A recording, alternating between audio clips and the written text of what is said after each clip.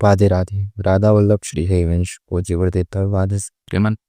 जी के चरणों में मेरा कोटि कोटि प्रणाम। साथ ही आप सभी प्रेमीजन, सभी संतजन एवं सभी भक्तजनों को भी मेरा प्रणाम। पूज्य गुरुदेव भगवान श्री प्रेमानंद जी महाराज जी से जब एकांतिक वार्तालाप में यह प्रश्न पूछा गया कि गुरुवार हमारे घर में लहसुन और प्याज दोनों आदि बनते हैं, जो कि हमारी इच्छा विरुद्ध है, और साथ ही साथ हम इन व्यंजनों को अपने खाने के पदार्थों में इस्तेमाल नहीं करना चाहते,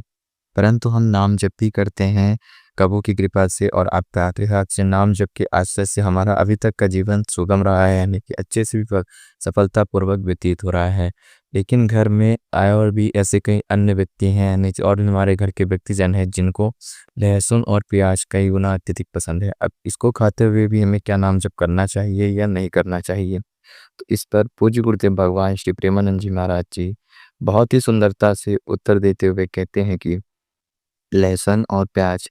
केवल हम ऐसा नहीं है कि सभी के लिए वर्जित है। ये ऐसे व्यक्तियों के लिए वर्जित है जो कि तामसिक गुणों से दूर रहना चाहते हैं, क्योंकि लहसुन और प्याज जो है ये एक प्रकार से तामसिक भोजन है, और तामसिक जो भोजन है वह आपको आपके भागवतिक मार्ग से, आपके परमार्थिक अर्थ से, साथ ही साथ आपका जो भागवतिक मार्ग है, आपकी जो अंदर यानी कि तामसिक गुण ना होते हुए सात्विक गुण होने चाहिए, इसमें कहीं ना कहीं अवरोधक होते हैं, कहीं ना कहीं बाधाएं उत्पन्न करने की इन व्यंजनों के अंदर क्षमताएं होती हैं। तो ऐसे व्यंजन जो आपकी भक्ति के मार्ग में, आपके जीवन में बाधा बने, जो आपको भागवतिक मार्ग में आगे बढ़ने में रुकावटें डाले, उनको दूर करके सात्विक व्यंजनों का ही सहायता लेते हुए और उन्हीं की कृपा से हम नाम जप और भजन कीर्तन में अपने आप को समर्पित करते हैं। तो हो सके तो प्रयास तक आप कुछ से दूर रखें, ना खाएं।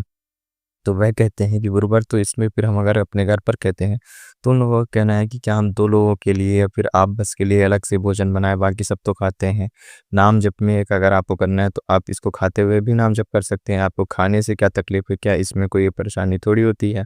तो इस पर गुरुदेव कहते हैं कि कोई भी विशेष या कोई भी ऐसा पदार्थ जो आपको विषय भोग हो और वह इतना महत्वपूर्ण हो जाए कि उसको आप नहीं छोड़ पा रहे हैं, या फिर तो अपने भगवान के आश्रय का नाम लेने के लिए, यानी कि भगवान से बढ़कर आपके लिए कोई चीज़ हो जाए, तो आप विषय भोगों में ही लीन हैं, विषय भोगों में, इंद्रियों में ही लीन है। कहीं न कहीं वह भी हमारे एक प्रकार के स्वाद को ही बढ़ावा देता है, जिससे कि हम कहीं न कहीं उस चीज़ को हम भोगना चाहते हैं, उस स्वाद को लेना चाहते हैं, उस भोग रूपी सुख को भोगना चाहते हैं। तो यानी कि हम प्रभु की तरफ इतने ज़्यादा लीन नहीं हुए हैं, प्रभु की तरफ हमारा इतना अत्यधिक ध्यान नहीं है जो कि होना चाहिए, अपितु विषय भोग की तरफ है, यानी कि हम अपने स्वाद की तरफ जा रहे हैं, अपने भोग की तरफ जा रहे हैं, अपने मन के मनोरंजन की तरफ जा रहे हैं। यहाँ पर गुरुदेव कहते हैं कि जितना अधिक हो सके प्रयास करें, या फिर आप हो सके तो जब परमार्थिक मार्ग पाथ पर हैं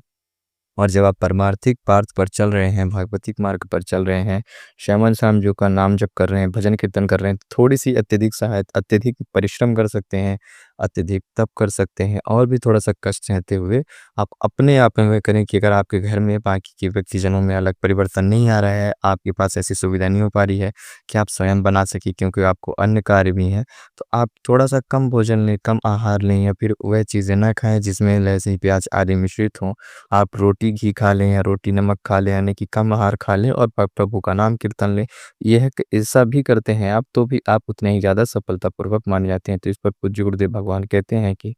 लहसुन और प्याज हो सके तो आप इनसे दूर रहें, वर्जित रहें, क्योंकि ये आपके भागवतिक मार्ग में कहीं न कहीं अवरोध, कहीं न कहीं बाधा अवश्य रूप से डालेंगे। तो रोटी खाएँ,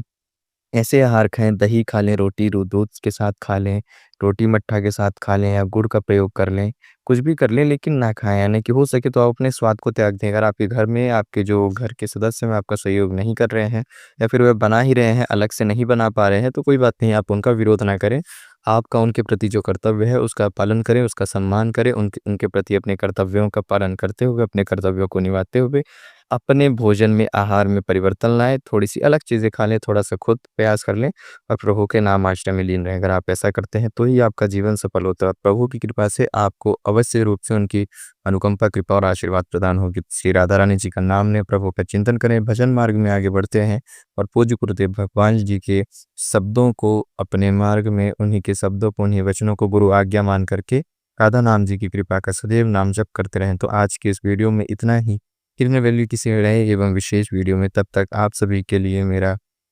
प्रणाम। साथ ही साथ पूज्य गुरुदेव भगवान श्री प्रेमानंद जी महाराज जी के चरणों में मेरा कोटि कोटि प्रणाम। राधे राधे। राधा वल्लभ श्री हरिवंश।